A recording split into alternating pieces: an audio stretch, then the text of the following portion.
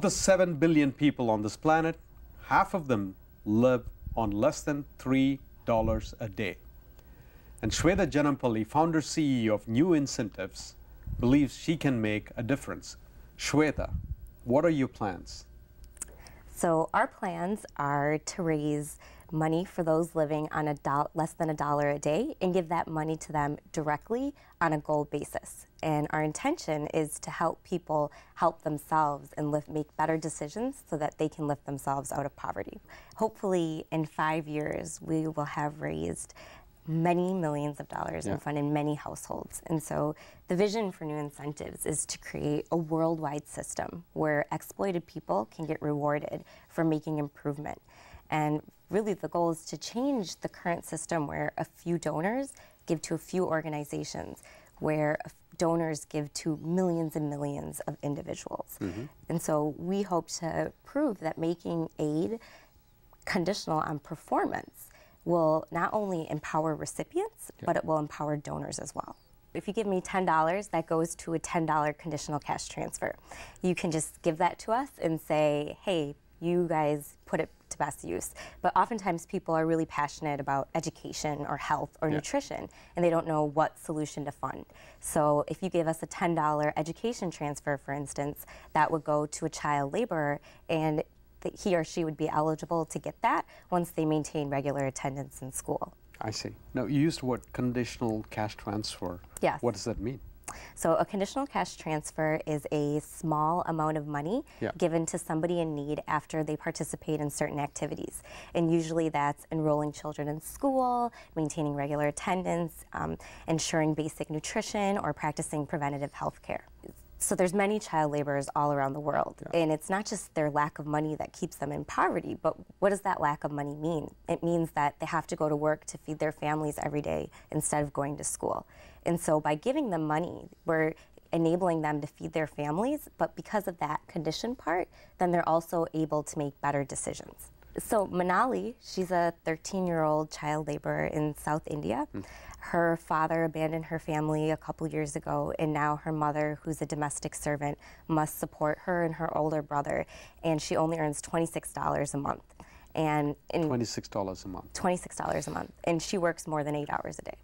And so now, for the first time, Manali is able to go to school because one of our users, David Boyer, made a transfer of $9 to Manali. And she's only eligible for that transfer when she maintains regular attendance in school. So now Dave, with $9, was able to change her life completely. So Dave with $9 is able to put Manali in school for how long? For 1 month. So our hope is that you come to the website and you make a transfer to Manali for 1 month. And then you see the feedback and what happens. And then you decide to keep supporting Manali over time for free through earning free donation dollars, which is what we call them, by doing your online shopping through Amazon or Old Navy or maybe Travelocity, which costs you absolutely nothing at all except one extra click. So you would just come to the website, log in, and then go on our My Shopping tab and just click on your desired logo or store, and it will redirect you to that page. And then we've developed technology so that that earns you free donation dollars. We essentially earn a percentage of your purchase price. One of the problems we find with many of these aid organizations is you donate a sum of money, but it's a bit amorphous. You don't know how it flowed through the system and reached somebody. You just trust that it reached somebody. Exactly. And so that's the very definition of conditional cash transfers. There's this tool where you can track exactly, in the case of Dave, we can see exactly where his $9 went and what effect that had. One of our partners in Kenya, the Positive Transformation Initiative, they're doing something really exciting. So they get groups of youth to form groups of 20, and then a lot of these youth lost both of their parents due to HIV, and they take care of maybe up to 3 younger siblings. And so what our partner does is they get them to get in a group and discuss how they're going to meet their goals, whether that be enrolling in vocational training or getting better nutrition.